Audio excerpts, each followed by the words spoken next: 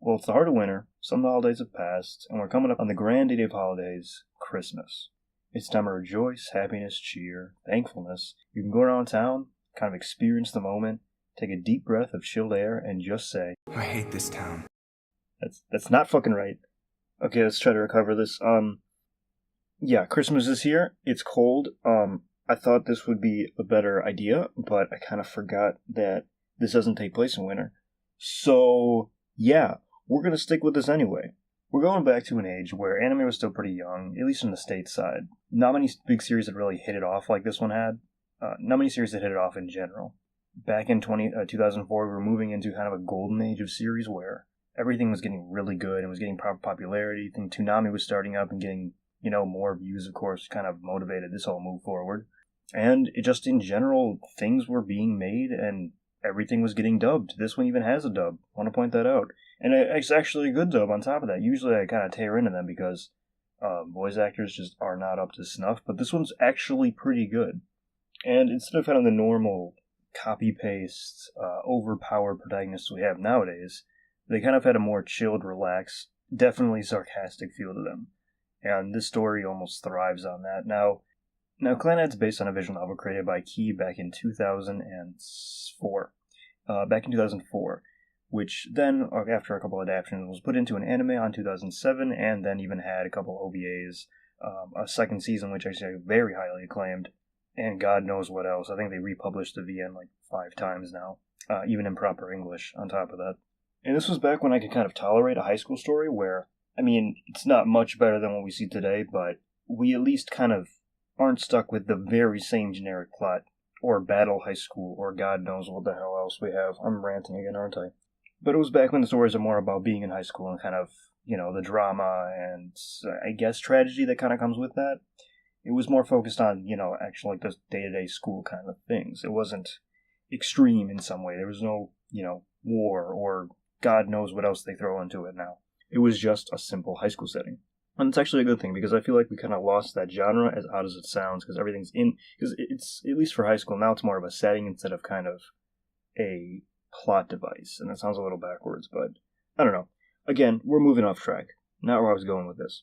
Anyway, the story, like many of its time, being an adaptation of a VN, kind of follows the route of your main character, Tomoya, who is this sarcastic dude who just kind of is a bit of a slugabag. He doesn't really have any motivations or any goals. He just kind of moves around, and people kind of cling to him, even though there's really no good reason they should.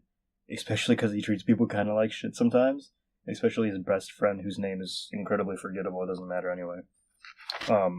He just kind of goes around, and because it has, the VN originally has multiple routes you're supposed to potentially follow through on. What I should mention is the pilot of the story is extremely strong and very indicative of what you're going to see.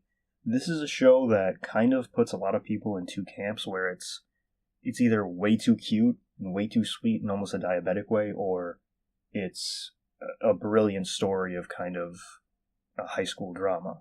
And that can be a bit, because there's such this strong kind of feel to it, a lot of people just kind of dismiss it as that. And I think that's kind of a half-fair assessment, because it is extremely cute. Like, a lot of the characters, because, of course, it's Tomoya and then basically like 5-6 girls. That's really what the plot boils down to. A lot of the love interests, I suppose, is the more accurate assessment. A lot of the love interests kind of follow this path. They all have their unique quirk. They're all kind of there.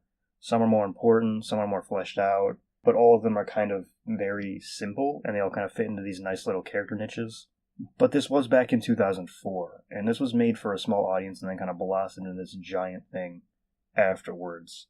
So I have some forgiveness, especially because it's animated extremely well for its time. Even now it holds up very, very well, which is something we just didn't see, and the sound design is also pretty good. That's not important. It's really well composed. For 2007, it's very well done. Honestly, I can say with confidence it trumps a lot of things that come out even today. Anyway, the story is kind of split between the different paths Tomoya is going through, because it originally starts out with him kind of following the brown-haired girl, and she's really this cute, extremely cute, kind of ditzy one. Then you have the 2 purple ones, and you have the violet-haired girl. It's purple, right? You have the gray one, who's kind of feisty, and you have the best one, who's extremely cute. but it looks like she's in middle school at best. So, yeah. It just kind of follows them and goes through their lives for a little bit and then eventually deviates back to who you'd expect it to go back to. And, I mean, it's not terribly done. It's actually it's pretty good. The writing's solid. The characters are interesting enough. Their conflicts and kind of, drama here and there is believable. It's not terrible.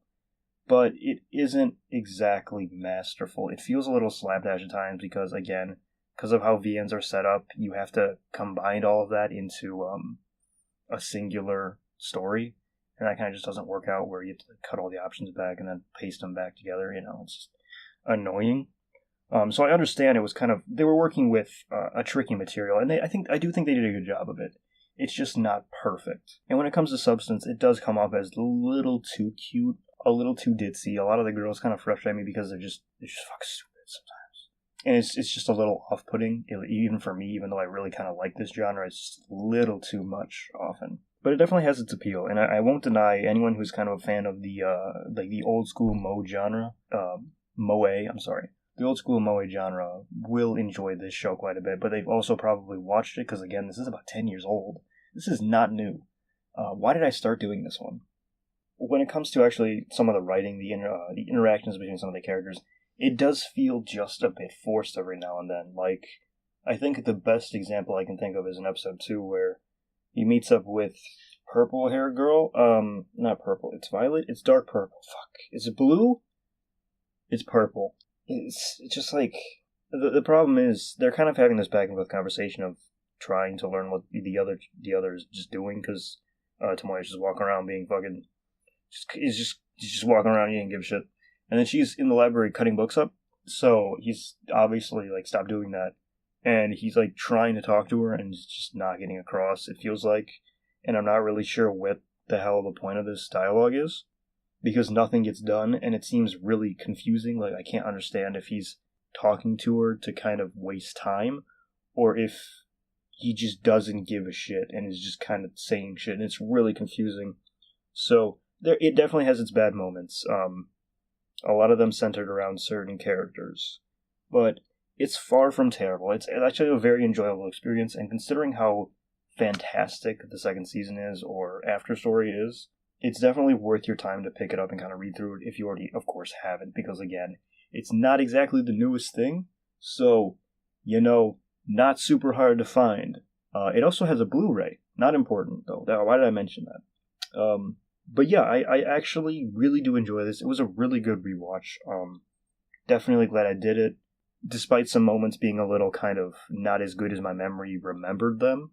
But I will actually recommend this to anyone who hasn't seen it, just because it's kind of one of those old school, very good, definitely rewatchable series that a lot of people, I feel, because of kind of the new wave we're getting nowadays, might have just missed out on.